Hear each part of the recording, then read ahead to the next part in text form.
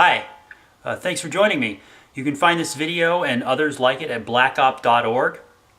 So the issue today is protection. How will protection be provided in a world in which the role of the state is severely reduced or there's no state at all? And this is not about anecdotes. I'm sure you can say, oh, well, I know a cop and he's a real good person. Please don't waste my time with anecdotes. I'm talking about the system as a whole. The fact of the matter is that the government doesn't care about you. The government doesn't care about your protection right now. You know and I know that there are many people in jail right now, just here in the United States, let alone the rest of the world, that are being locked up, they're being sent to prison, who have committed crimes without a victim, who are nonviolent. And every time the government lets violent criminals out of prison to make space for victimless criminals, they demonstrate that they don't care about your protection. Every time the government actively engages in preventing you from taking steps to defend yourself, for example, if you wanted to own a weapon of some sort, now, should you own a weapon for your own protection? I'm not going to tell you should. That's a personal choice. But it is a fact that owning a gun, hypothetically, could save your life. And the government, on a consistent basis, takes active steps to prevent you from owning guns. And they do this in a variety of ways. I've got a link to a good article about that topic. There are jurisdictions in which protection services are prohibited. Now, let's just ignore the fact that the government takes a large portion of your resources in compliance with the laws and through taxation and through other means. And they, imagine all the resources, if the government wasn't in the way, imagine all the resources we could have to form protection services, organizations that really were geared towards helping people and keeping them safe. But that aside, there are places in the United States where the government has specifically prohibited protection services from existing under all circumstances. There are places where the government puts severe restrictions on protection services. I also have a link to a video about a protection service in Detroit. Now, their activities are not parallel or similar to what the government's so-called protection service does. They don't do the same thing that the police do, but they are a service that's geared towards keeping people safe. And in this video, they'll talk about the fact that they're not allowed to have guns, and they're not allowed to have handcuffs. So, these people have to walk around around Detroit, a place that's been made very, very unsafe.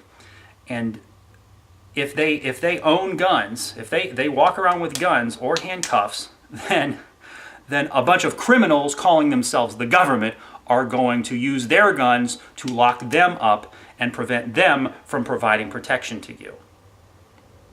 It's sad. People want to have a genuine interest in providing protection for you, and the government threatens to lock these people up if they try to carry guns in order to protect people. There are people in the United States that are convicts who have committed no crime against a person, who are guilty of victimless crimes, but since they have they have a felony conviction under their belt, the government stops them from using guns. In fact, I have a link to a story about a person in New Hampshire who was selling cannabis, and now he's been prohibited from owning a gun, permanently. And if the government really was concerned with your protection, would they be stopping people from owning guns? I mean, this person, it turns out he got into a situation where he needed to defend one of his friends, and he picked up a camera tripod, a monopod, and he used it, in order to fend off some attackers. And the government tried to lock him up because of that. Now, does that sound like an organization that has your interests in mind? When the government locks you up because you pick up a camera tripod in order to defend yourself or one of your friends?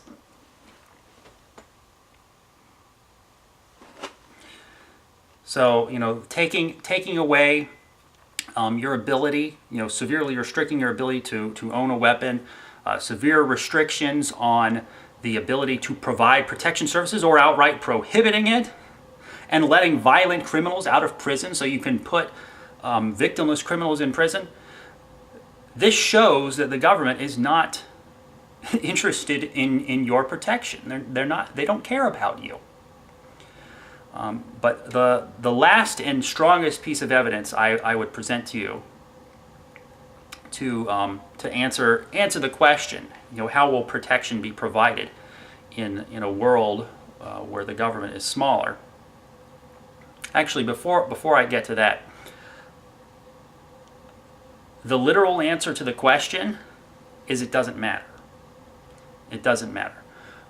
What matters is that the government is an organization that uses violence against peaceful people, and that's immoral. So how we get from A to B, how we get from where we are today to a world where the size and scope of the government is reduced, and we have all the services that we need, like protection, how we get from A to B doesn't matter, because it's not going to happen in one day. The government isn't just going to go away tomorrow.